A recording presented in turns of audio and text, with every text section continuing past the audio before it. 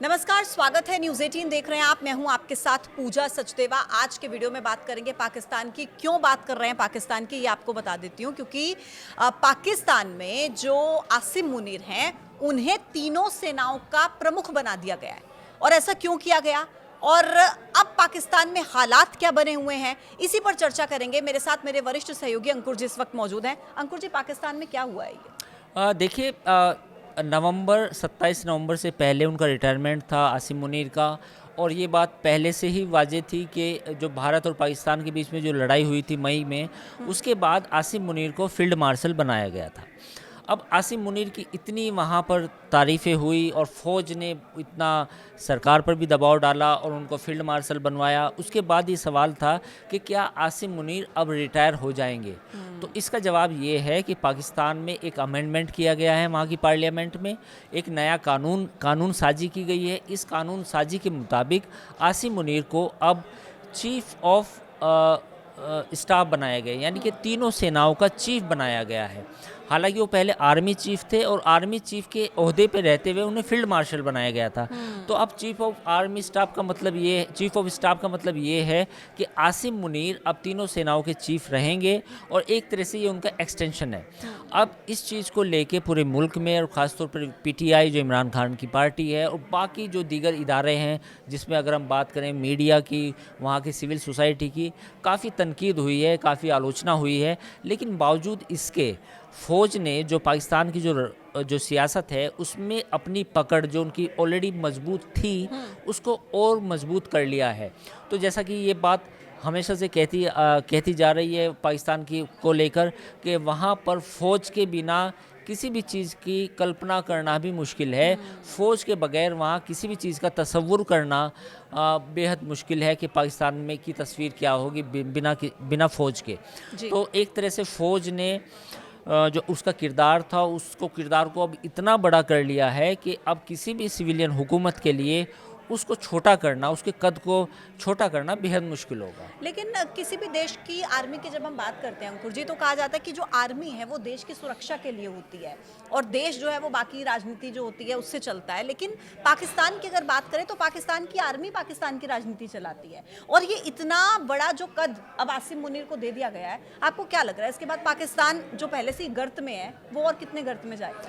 देखिए, ये पाकिस्तान के अवाम को सोचना चाहिए। उनकी बदकिस्मती है कि जब 1947 में पाकिस्तान एक आज़ाद मुल्क के तौर पर भारत से अलग हुआ, तो उस समय वहाँ पर जो फ़ौज थी उसने तभी ये शुरू कर दिया था कि हमें जो मुल्क की सियासत है उसमें हिस्सा लेना है और जो हमारा किरदार होगा वो पूरा पाकिस्तान में एक बड़ा किरदार होगा।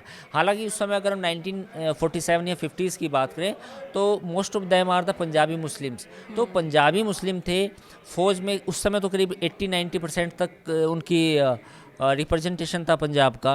बाद में थोड़ा सा कम हुआ 5-10%, लेकिन अभी भी फौरी तौर पर अगर हम देखें तो पाकिस्तान की जो फ़ौज है उसमें जो पंजाबी मुस्लिम हैं उनका ज़्यादा बड़ा रोल है, उनका किरदार है। अब बात जो आपने सवाल पूछा कि पाकिस्तान की इस समय जो भी हालत है वो इतनी तरक्की क्यों नहीं कर सका, तो बिल्कुल आपका सवाल सही है कि पाकिस्तान में जो इकोनॉमिक डेवलपमेंट और बाकी जो चीज़ें थी वो इसलिए नहीं हो पाई कि कहीं ना कहीं फ़ौज ने जो पॉलिसी डिसीजंस थे उसमें दखलंदाजी की। समय समय पर जितनी भी सरकारें वहाँ हुकूमत में आई उनको गिराया, किसी को बनाया, किसी को उठाया, ये तमाम तरह की चीज़ें रही। और बीच बीच में मार्शल लॉ भी लागू होता रहा। जियाउल हक आए, अयूब खान आए और इसके बाद परवेज़ मुशर्रफ आए, आसिम मुनीर अभी है। आसिम मुनीर उस तरह से डिक्टेटर तो नहीं है, लेकिन जो उनका तरीका है और जो उनके पास इस समय जो पावर दे दी गई है वो किसी डिक्टेटर से कम नहीं है।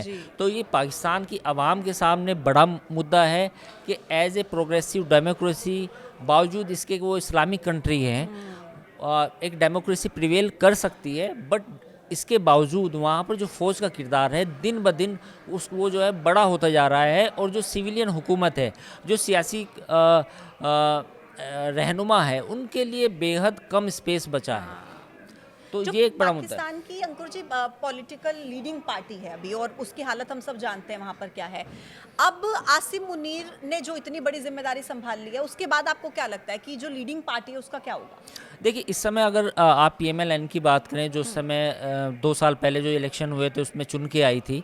हालाँकि उस समय ये आरोप लगे थे कि वहाँ पर जो इलेक्शन है उसमें कहीं न कहीं धांधली हुई है। पीटीआई के जो उनके रहनुमा हैं इमरान खान, वो उस समय जेल में हैं। तो इस समय अगर आप पीएमएल-एन यानी कि पाकिस्तान मुस्लिम लीग नवाज़ की बात करें, जिसके जो लीडर इस समय जो वज़ीर आज़म हैं शहबाज शरीफ, वो और फ़ौज दोनों इस समय एक ही पेज पर हैं। पाकिस्तान में जुमला अक्सर उछाला जाता है कि कौन किसके पेज पर है। तो फिलहाल अगर हम बात करें तो शहबाज शरीफ और पाकिस्तान की इस समय आर्मी वो एक ही पेज पे है। वो बिल्कुल गाहे बगाए हैं, कोई दिक्कत नहीं है, क्योंकि शहबाज शरीफ को भी जानते हैं शहबाज शरीफ भी कि अगर उन्हें 5 साल या 4.5 साल भी ये मान के चलें, अगर हुकूमत में रहना है तो उन्हें फ़ौज के साथ दोस्ती करके ही रहना है। अगर वो फ़ौज की मुखालफत करेंगे या फ़ौज के किसी भी कानून साजी करने में कोई भी दिक्कत परेशानी पैदा करेंगे, तो वहाँ की फ़ौज उनको 2 मिनट में बाहर कर देगी। इमरान खान तो बैठे ही इस ताक में हैं कि अगर फ़ौज और इमरान खान के बीच में कोई बातचीत हो, कोई गुफ्तगू हो और इमरान खान जेल से बाहर आएँ और फिर पाकिस्तान फ़ौज और इमरान खान के बीच में कोई डील हो जाए, तो शहबाज शरीफ के लिए मुश्किल होगी। तो फिलहाल शहबाज शरीफ कोई भी ऐसा मौका नहीं देना चाहते। वो दोनों विकेट पे खेल रहे हैं इस वक्त। वो अपनी सियासत भी कर रहे हैं, साथ ही साथ फ़ौज को भी अपने साथ खुद को बचाने में, कुर्सी बचाने में लगे हैं। और साथ ही साथ ये भी है कि पाकिस्तान की जो फ़ौज है उसमें उसको वो कोई मौका नहीं देना चाहते कि कहीं से वो दूसरे ऑप्शन तलाशे। जी। तो आप देख लीजिए कि पाकिस्तान के जो आर्मी चीफ हैं आसिम मुनीर, उन्हें तीनों आर्मी का प्रमुख बना दिया गया है। और अब पाकिस्तान का क्या होगा, कमेंट बॉक्स में इस पूरे मुद्दे को लेकर अपनी राय जरूर दीजिएगा। आज के वीडियो में इतना ही। देखते रहिए न्यूज़ 18।